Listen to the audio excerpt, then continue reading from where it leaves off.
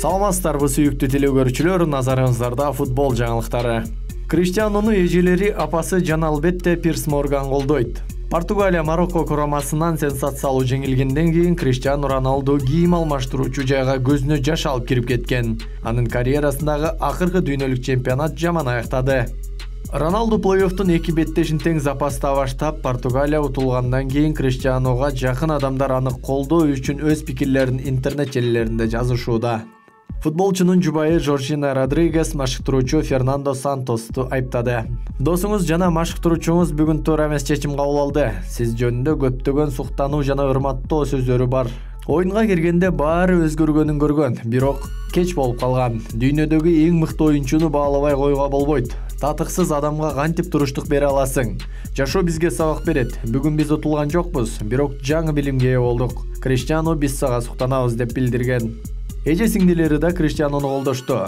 Катя неберелерине ал жөнүндө айтып берүүнү убадалады. Элма болсо машыктыруучу Сантосту кызматтан кетирүүгө чакырды.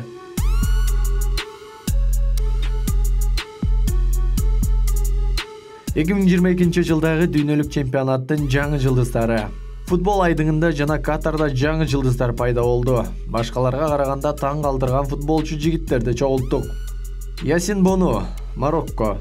31 жаштагы марокколук дарбазачы көптөн бери белгилүү. Ал мурда Атлетико Мадридтен алмашууда отурчу. Азыр болсо Севильянын дарбазасын коргоп жатат. Бирок дүйнөлүк чемпионатта гана анын таланты толук ачылды.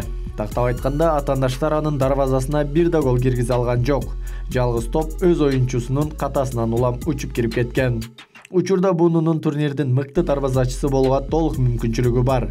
Эгер африкалыктар Францияга каршы жарым финалда көп утулбаса, анда бул сөзсүз болот. Гонсало Рамос, Португалия.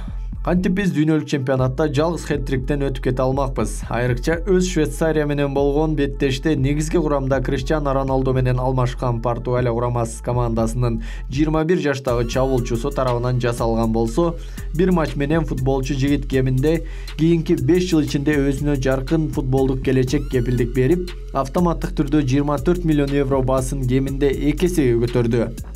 Кышында Европанын топ клубтары ал үчүн күрөшөт. Ал эми жайында ал гиганттардын биринин футболчусуна айланат. Коди Гакпо, Голландия. ПСВнын 23 жаштагы чабуулчусу тууралуу өткөн сезондон бери айтылып келет.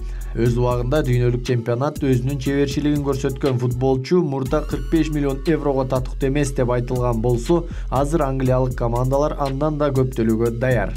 Бүгүнкү күнгө алынган футбол жаңылыктары мына ушулар болду. Көрүшкөнчө аман туруңуздар.